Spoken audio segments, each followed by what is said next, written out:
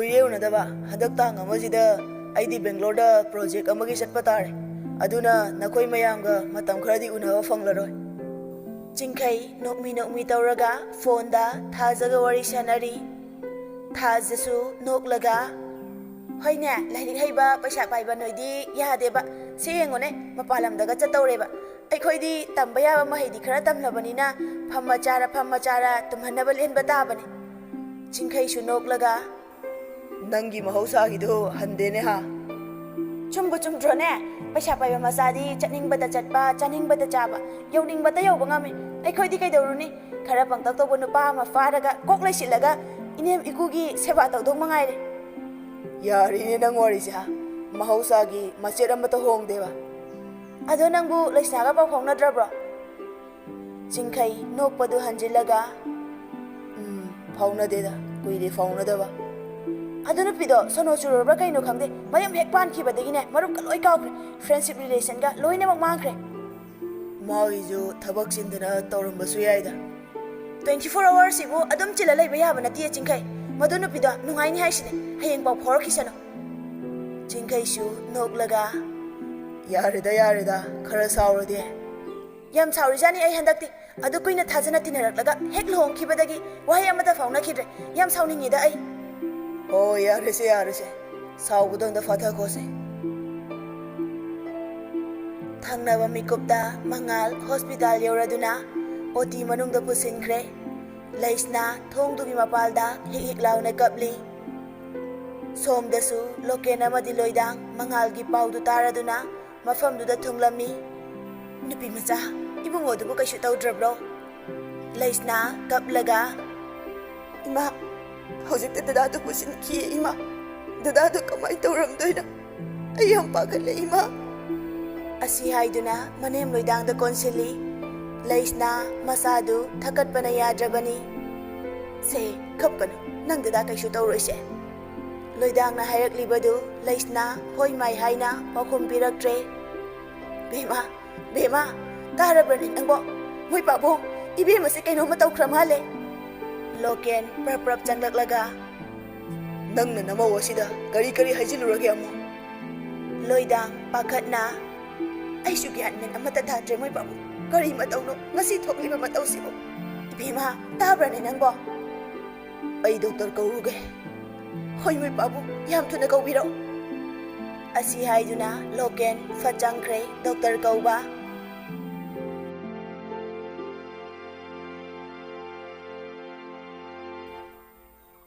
ꯑꯩꯗꯤ ꯅꯪ ꯁꯨꯃꯥꯏꯅ ꯇꯧꯔꯝꯅꯤ ꯍꯥꯏꯕꯁꯦ ꯑꯩ ꯋꯥꯈꯜꯗꯐꯥꯎ ꯈꯜꯂꯨꯗꯦ ꯃꯉꯥꯜ ꯁꯥꯎꯔꯞ ꯇꯧꯅ ꯍꯥꯏꯔꯛꯄꯅꯤ ꯂꯥꯡꯂꯦꯟꯗ ꯂꯥꯡꯂꯦꯟ ꯅꯣꯛꯂꯒ ꯀꯩꯁꯨ ꯂꯩꯇꯕ ꯚꯤꯗꯤꯑꯣꯗꯣ ꯗꯗꯥꯅ ꯃꯗꯨꯗ ꯀꯥ ꯍꯦꯟꯅ ꯈꯟꯖꯤꯜꯂꯤꯕꯗꯣ ꯈꯟꯅꯗꯕꯅꯦ ꯃꯗꯨꯗ ꯗꯗꯥꯅ ꯄꯨꯛꯅꯤꯡ ꯁꯣꯟꯊꯒꯗꯕ ꯅꯠꯇꯤꯌꯦ ꯁꯤꯗꯕꯨ ꯆꯝꯅ ꯈꯟꯅ ꯌꯥꯔꯤꯕ꯭ꯔꯥ ꯍꯥꯏꯌꯨꯅꯦ ꯅꯪꯁꯨ ꯑꯃꯨꯛꯇ ꯂꯥꯡꯂꯦ ꯅꯪꯁꯦ ꯄꯨꯔꯥ ꯍꯣꯡꯂꯦ ꯑꯩ ꯀꯔꯤ ꯍꯥꯏꯒꯗꯕꯅꯣ ꯚꯥꯞ ꯇꯥꯁꯤꯜꯂꯛꯇ꯭ꯔꯦ ꯗꯗꯥ ꯁꯦꯕ ꯄꯨꯝꯅꯃꯛꯇꯣ ꯗꯗꯥꯅ ꯏꯒꯅꯣꯔ ꯇꯧꯕꯤꯌꯨ ꯃꯉꯥꯜ ꯁꯥꯎꯅ ꯂꯥꯡꯂꯦꯟꯗ ꯈꯨꯄꯥꯛꯅ ꯊꯥꯏ ꯑꯩꯁꯦ ꯄꯪꯌꯥ ꯌꯥꯕ ꯄꯪꯇ ꯆꯥꯎ ꯃꯤꯑꯣꯏ ꯎꯕ꯭ꯔꯣ ꯅꯪꯅ ꯑꯩ ꯇꯁꯦꯡꯅꯅꯦ ꯅꯨꯄꯤꯒꯤ ꯑꯁꯦꯡꯕ ꯁꯛꯂꯣꯟꯁꯦ ꯉꯁꯤꯗꯤ ꯅꯪꯅ ꯁꯨꯃꯥꯏꯅ ꯇꯧꯔꯝꯅꯤ ꯍꯥꯏꯕꯁꯦ ꯑꯩ ꯈꯜꯂꯨꯗꯕꯅꯦ ꯑꯩꯅ ꯅꯪꯕꯨ ꯀꯌꯥꯒꯤ ꯃꯇꯤꯛ ꯈꯟꯖꯈꯤꯕ ꯅꯨꯡꯁꯤꯈꯤꯕ ꯃꯗꯨꯕꯨ ꯉꯁꯤꯗꯤ ꯄꯨꯝꯅꯃꯛ ꯑꯔꯦꯝꯕꯅꯦ ꯑꯩ ꯇꯁꯦꯡꯅ ꯀꯤꯔꯦ ꯅꯪꯒꯤ ꯅꯆꯤꯟꯃꯛꯅ ꯅꯪꯅ ꯇꯧꯔꯤꯕ ꯊꯕꯛꯇꯨꯕꯨ ꯆꯝꯅ ꯈꯟꯕ ꯉꯝꯂꯤꯕ ꯅꯪꯁꯦ ꯑꯩ ꯇꯁꯦꯡꯅ ꯇꯨꯀꯠꯆꯩ ꯃꯗꯨ ꯌꯥꯔꯣꯏ ꯗꯗꯥ ꯑꯩꯗꯤ ꯗꯗꯥꯕꯨ ꯄꯨꯟꯁꯤꯒꯤ ꯑꯣꯏꯅ ꯅꯨꯡꯁꯤꯈ꯭ꯔꯕꯅꯦ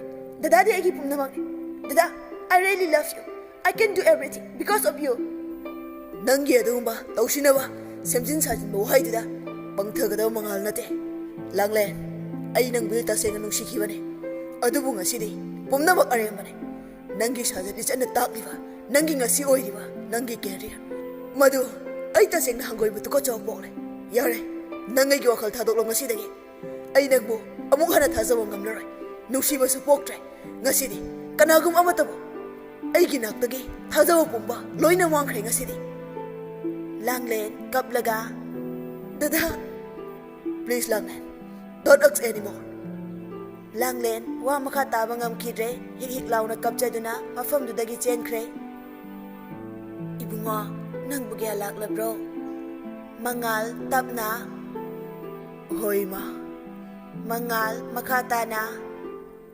Laisnadi ma. Ihe, nupi masado, mapanda ising leiruni na thokibane. Changlaani. Asum na hainaringay, laisna, mangal na laydiba, ward aduda, changlaklami. Dada gyalak labo. Laisna, harauna, mapuroybagi manaktamna, chensilaga hayrakpani. Mitlu anidasu, pirang ihawrakli. Kay kapino, ay na kay hakiye. Dada kay sutawroye. Laisna, kaplaga, mangalgi makutubu, nung sinapay duna. Dada na sumay daw ba say? Ayam nung ay di. Matungdadi, mikat na gumsiko. Icam-cam na, ipangpang na hayrakpani, laisna na. Loidang, machanupa amadi, mamawgi matawduda, Mathamoi da haraujay. Se, imaw laklabani na, imaw ka ngayak pamlam, wari sana ko. Ay na, doktor amta kaurukige. Loidang, wahay asi hayramduna, fatokre. Laisna, dada si amta sawgalakira. Ado di yaroye dada hawaganiye. Ay na haysi kanhada na. Dada, please, ay na haysi gyan tabiyo. Mangal, hayfet nokjay, may thongdo. Aduga fat hairi.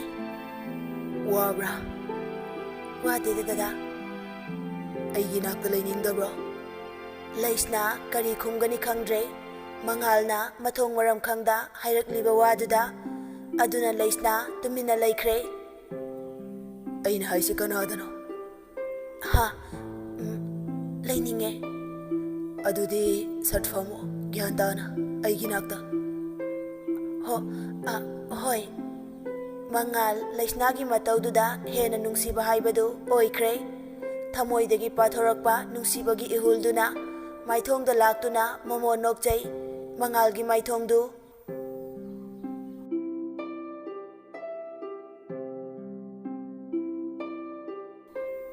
Yam toina thengnabasu nate. Nang laingayida enjang ahawbam chakrase. Aduga horen kona tapna halo. Nganba noklaga. Sahadadi kaino. Ado imadi udena. Maruki paisa piruni haibra kaidano masatkhiyane. Khangde bai. Thabak mayamjiga nongmata koithorakpaga sangbaja nate. Masigi mathakta ko amuk sahaliminido. Thaubana. Kaino ne haisibo. Karamba kok sahanbanone. Nate nupigiraba. Bai yareba nangi paktabado. Kaide nupino. Thauba noklaga. IAS oiba mi amana nupi leitega haibasidi khara thaja fateda. Nganbasu noklaga. SP oibana nupi amta phangdi haibasu khara wana thokanida thaja waje. Adudi chapmanare ne ha. Asumna marup anidu nokminei. Khangde da bhai tawrise. Aikhoi leibak sida achumba puthoktoisina hena mamleduni. Aranbasu achumba adum oihale. Karina no hairagadi selna. Paisa na ngamdaba paisa gi mahau khangdaba mi amata leitre duni iramdamse. Nangi SP gi lecture do amhor laba. Yare bai aikoi Manipur gi wari sa sanarose. Kok sike tawe. Adudi kari wari sana je haino. Fagi ju fagi nebo nupi ama thina ba tawrse bai. Nang loiro haije. Nangi haibni kaino. Yare oja nupi wajima tosi. Aduna yaroida ima hoisu ahloisi laklabani nupa haira na tomtani. Yazare. Aingonda hairiba nangdi. Yare lause kanade. Mapandagi chikala pokla kainom leiruse. Aduga kari no khara tawse. Adu natradi wakhalse kainom tawsilai. Thakpra haije. Thauba noklaga police na bu thaktero. Nupa ni kaino khara su thaktabane. Ka hena thakbida loire. Nganba su noklaga ya henang jijo. Asumna nupa anidu kamal roomda nok tuna wari tawri. Asumna chayola mahaukre. Dada chakra sasinje. Wahai edu laisna na hayrakpani mangalgi manakta tapna famtharaga. Dada kona saragi hairaga. Yade kona haise hojik adum oiradabani. Doctor nasu chakti yam chadragasu kharadang oirasu chaw hairidudi. Laisnana asum tauna mangalgi purakliba chak hapa plate adu makhutuna kothaduna enjang totba hawi. Mangal nokfe tauna nangse aigidamok yang wabi ko Laisna sak tu to na Ipuroi bagi seba taubada waba wadaba karisu leiti dada aigi ifamda masidi nupi oibigi tawfam thokwa mathaune se dada saksi ilake asumna chak tu laisna gi makhutuna inba hawi yam hawe hautabane nangi se aina nahanwai injang haukti haibudugi saurira as dada sidi saudeba kaigi saudoino dada aingonda dada bu saubagi wakhal machet amata leiti dada ado aise kibra kai no haisi dada aise kibra haiba mangal masadu nautharaga hairakpani laisnana ki kai kiriba khangde kai khangdriba khangdabagi mangal nokfe tauraga kigano aishu nangsu amatani ngasidi ai devil nateko laisna ngasaidagi mamaidu makhada nonthaduna leidibani mangalgi mathong maram khangdana hanglakliba wahangsingduda mangal handaksu fat adum hairei ado ai kyam nungsige laisna mangalda tingak yenglai mangal nokwe tauraga tapna hairodana laisna mamitu kuphet kaphet tauduna tawfam amu khangraduna mangalda muna amu yenglai second fade amuk makhada fatluk thakre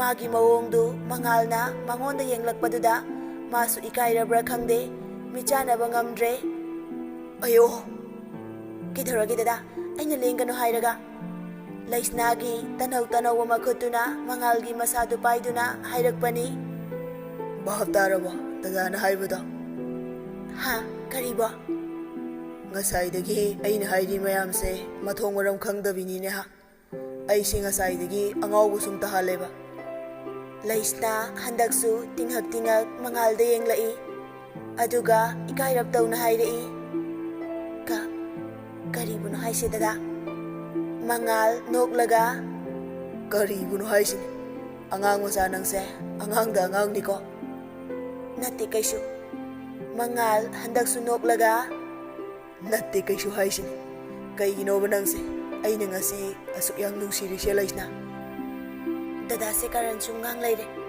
ai thokrage da saugonoba se dada sagi doine ilo se laisna saktu mangalda inaba tauri khanghaude mangalna laisnagi kudangdu ta faduna faching sili mahaki mathada kainoda se thado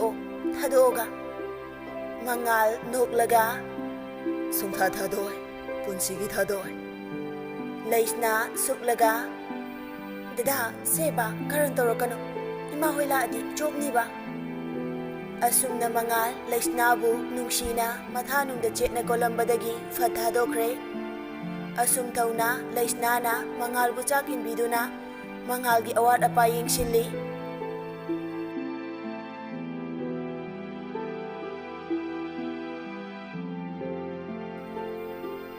asumna numit kharani haukre mapandagi khonjen kalap tauba nupa amagi khonjelda kauraklami mi leibro yumsibu mi leitabro second kharagi matung imungdagi laisna chenthораklaga kana nganba tungphat onsilai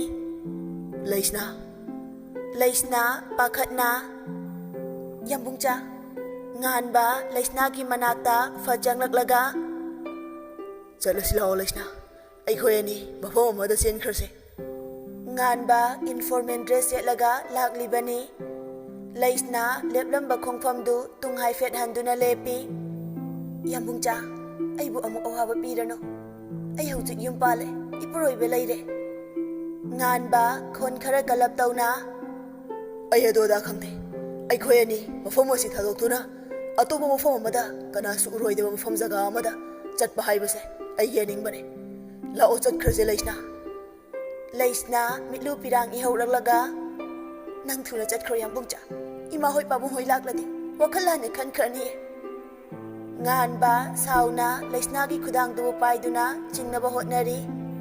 Kaino yamungcha nangna tawrise. Se thado haibani yamungcha. Nganba laisnabu sumang yauna chinglai. Nganba chinglamba laisnagi khudangdu fathadokduna chaplepi. Dada laisna wahi asi haiduna mapuroiba mangalgi manaktamna chensilai. Laisna kaplaga. Dada ay kaisu Aranba thabak tawdiye dada. Mangal sauna nganbada yenglaga. Mangal laisnagi wahayduda nokfe tawjay. Khanghaude noklamba maithongdu fathanjin khiduna asawba safamda. Kaino nupa yam thoina migi yumda laga. Nganbana oidaba mamingtagi luhongbaduna kari ganarune. Mangal noklaga. Nangla nganba haise. Nganba sakakna. Kaidawraba nang yam thuna chatkro aina chatradi. Mangal masadu sawna yadre kutum anidu tasinduna nganbagi manakta changge tawbaga. Dada laisnagi mawongdu adumna tawganu phate haibagi mawongni. Nganbana kaisu ganaroi yengodana maduna khudamni aina mafamje laklibase laisnagi ayawgi makhadani.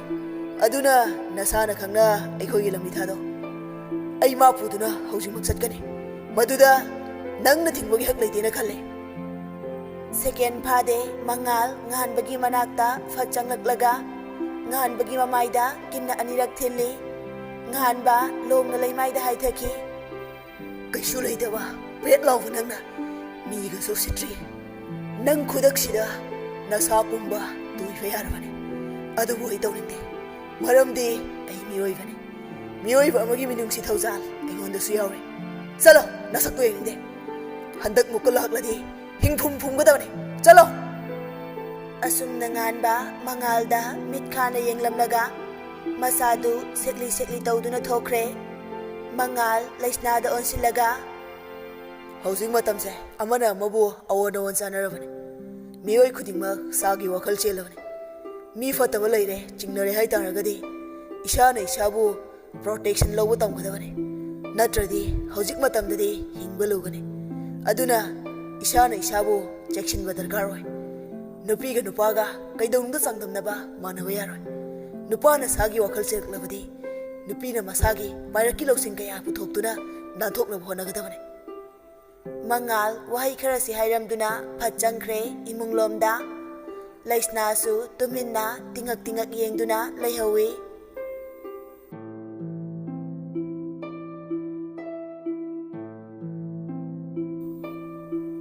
Moi pabong ichana handa khango honglaknise aidi yam pakhatlida. Ya school na asiguma matangsi khara dum hongnabani. Aikhoina hanwai hongleine mahausani ni mama nupa masa asi pikta piba angang natrabani ko. Nganthoina phana oirasu masada nungaitaba pendaba kaya lairabadi ahongba haibase lakpa tabani moi babu. Aikhoisu makhoigi matamsi kalakpa nate adubu mama aina yengbada ichagi oirakliba mawong asidi ai chingnaba khara poi. Khangdre mama aisu kari haigadabano haiba. Moi babunga igase maraida lakadawre nate phana oidunasu ichagi wakhalda tariba khara makhaidi mama oibina tasengna khangba ngambane. Masagi oiba nungaiba pumnama aikhoina magi pukning wakhalda leiribasing uruba natrabasu wahina nongmagi sajatna mawongna khara makhaidine khangba ngami moi babu. Aduna moi babu ichabu themduna magi wakhalda leiribasingdo karino khangdokpana chumbrana khale. Asigumba tangka kaya sing asida mama mapa oibasingna cheksinahudabadagi mama mapagi thaudangduna hena lumna khankhibana macha oibasingi wakhalda tariba kaya amata khangkhide. Aduna macha kaya ama nongma kangdana asi ana phanglena taribase. Mama nangse onthomna angang macha takhreda ko nasa nupa kaisu tawroine masi ai thajabane piklingaidagi hauna nangsu khanglidune magi nesa.